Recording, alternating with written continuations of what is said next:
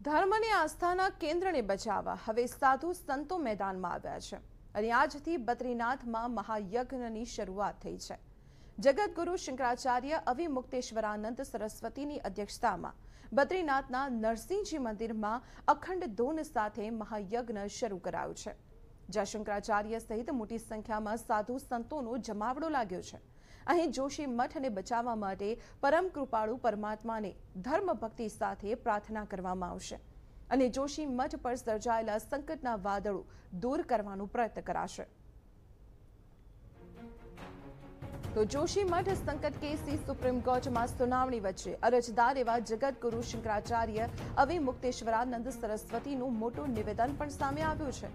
અવિમુક્તેશ્વરાનંદનું કહેવું છે કે તેઓને જ્યાં મદદની આશા છે ત્યાં તેઓ ગુહાર લગાવી રહ્યા છે।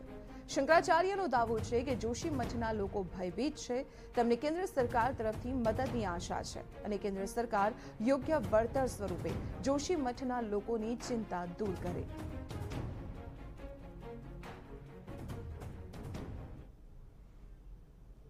सुप्रीम कोर्ट से लेकर भगवान के द्वार तक स्वामी अविमुक्तेश्वरानंद सरस्वती तमाम प्रयास कर रहे हैं जोशी मठ को बचाने के लिए, और आज इसी क्रम में एक महायज्ञ भी करने वाले हैं। हमारे साथ बातचीत करने के लिए आज सुप्रीम कोर्ट में भी सुनवाई है महाराज जी, और आज महायज्ञ भी हो रहा है। मतलब दोनों तरफ से आपके प्रयास जारी है। देखिए, जहाँ जहाँ से हमको आशा है वहाँ वहाँ हम गुहार लगा रहे हैं। पहले उत्तराखंड की सरकार से गुहार लगाई, केंद्र की सरकार से गुहार लाई, भारत के राष्ट्रपति से गुहार लगाई, सुप्रीम कोर्ट से गुहार लगाई, भगवान के दरबार में यहाँ भी गुहार लगा रहे हैं। जोशी मठ की रक्षा किसी हालत में होनी चाहिए।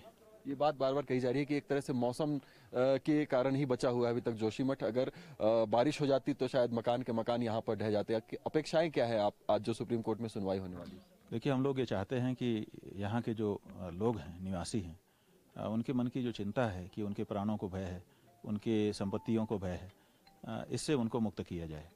तो अगर केंद्र और राज्य की सरकारें ये आश्वासन स्पष्टता के साथ उनको प्रदान कर देती कि चिंता मत करो, तुम्हारे जान भी हम नहीं जाने देंगे और तुम्हारी जितनी संपत्ति है यहाँ पर घर मकान, उसका मुआवजा हम देंगे ताकि तुम वैसा ही दूसरी जगह बना सको, तो शायद इतनी चिंता लोगों के मन में ना होती। लेकिन लोग चिंतित हैं, घबराए हुए हैं, बहुत मुश्किल में हैं। महाराज जी, नया जोशी मठ बनाने की बात हो रही है, ये आपको कितना विकल्प लगता है कि ठीक होगा? ये नया जोशी मठ का मतलब ये है कि अगर किसी कारण से ये भूमि स्खलित हो जाती है या धंस जाती है, यहाँ के घर मकान टूट जाते हैं, तो पुनः निर्माण होगा, वो नया जोशी मठ होगा।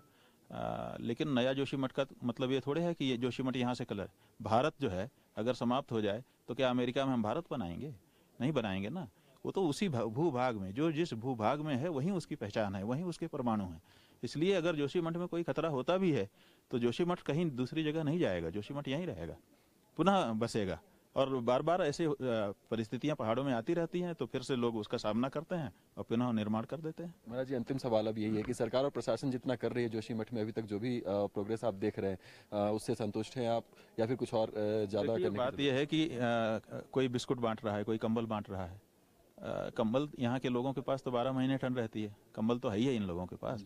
आप कंबल बांट करके आप ये दिखा सकते हैं कि साहब हमारे मन में भावना है, लेकिन जब तक इनके मन के भय नहीं दूर हो जाते, जब तक इनकी चिंताएं दूर नहीं हो जाती हैं अपनी संपत्तियों के बारे में, तब तक इनकी सहायता हुई ऐसा हम नहीं मानते हैं।